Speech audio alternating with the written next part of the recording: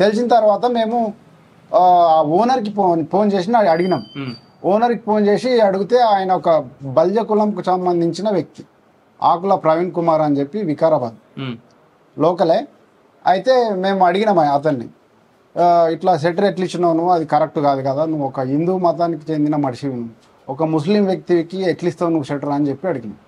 ఇంతకుముందు మా నాయ బ్రాహ్మణులు అడిగితే మేము నాయ బ్రాహ్మణులకి అని చెప్పి అన్నాడు. అదే షెటర్ నేను చెప్తున్నది అదే. మా నాయ బ్రాహ్మణులకు మేము మంగళోళ్ళకి ఇయ్యం షెటర్ అని చెప్పాను. అదే షెటర్ను అదే కటింగ్ షాప్ నువ్వు ఎట్లిస్తున్నావు, కరెక్ట్ కాదుగా, మరి నువ్వు కటింగ్ మా మంగళోళ్ళకి ఇయ్యనప్పుడు వానికి కూడా ఇవ్వద్దుగా అని చెప్పి మేము అన్నాం. అంటే అది కాదు భయ్, అంటే నువ్వు హిందువు కాదా అని చెప్పి మేము హెచ్చరించినట్టే మాట్లాడినాం ఎవరిని, ఓనర్ని. మాట్లాడితే హిందువు నాకు అన్నం పెడుతుందా, హిందూ మతం నాకు అనేది ఉద్దేశంతో మాట్లాడండి. హిందూ మతం నాకు అన్నం పెడుతుందా, నాకు రెంట్ వస్తున్నది, నాకు 1,20,000 నాకు సంవత్సరానికి మీరు కట్టిస్తామంటే చెప్పండి, నేను వాడిని పక్క జరుపుతా అనే మాట అన్నాడు. అన్న కూడా అయితే కూడా సైతమనే అని చెప్పి మేము అన్నాం. అంటే లేదు, నేను అతనికి అగ్రిమెంట్ రాసి ఇచ్చేసిన, నేను నన్ను ఏం అన్నికి లేదు, ఫోన్ పెట్టేసేయండి అని